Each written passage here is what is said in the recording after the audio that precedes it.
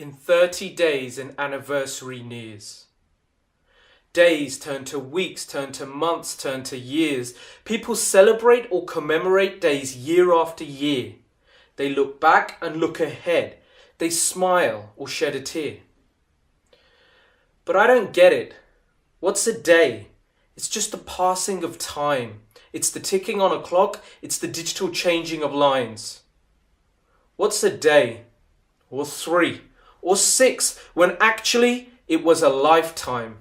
We know it didn't happen overnight, but did you know that it began in 1849, when the country was corrupted at every level by the Farangi joining hands with a familiar devil? They set to work destroying what had been set free. Minds that had saw one now followed blindly, listening to stories rewritten, histories told anew, conned into believing our new fake IDs were true.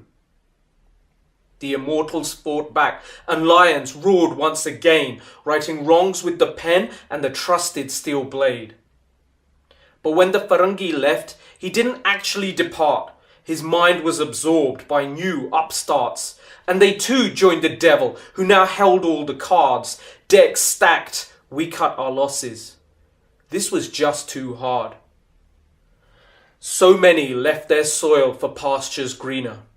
But those who could not found times even leaner. Low remuneration for crops hit everybody, not just the farmers. Rural villages descended into mutated carcasses when once they had been cyclical, interdependent, now lifeless. Pesticides and genocides go hand in hand. Poisoned Harappan soil, now no better than sand. Restitution was demanded, but the flame well and truly lit. From the blind side came a combination knockout hit. Your language now secondary, your capital gone. The borders closed in and closed up. Your time is nearly done.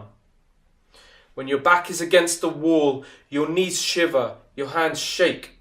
Uncontrollably your breath quickens, your mind stark bare. Are you even still awake?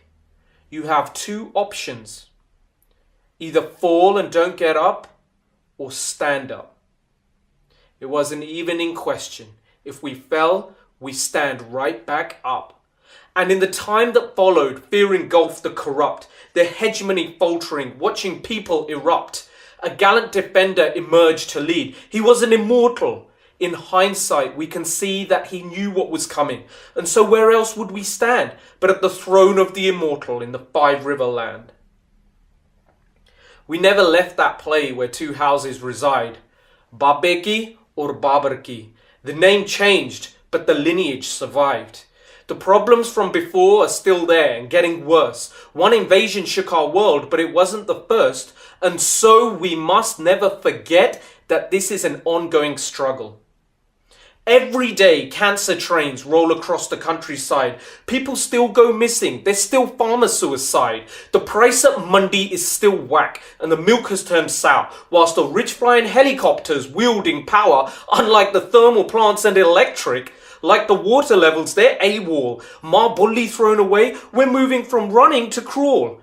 Drug rackets and moonshine running open and cheap for those who didn't get out. And now, in perpetual sleep, all they see is darkness, no future light. So forgive me if I don't commemorate 30 years right. Anniversaries mean nothing when you're living 84 every day.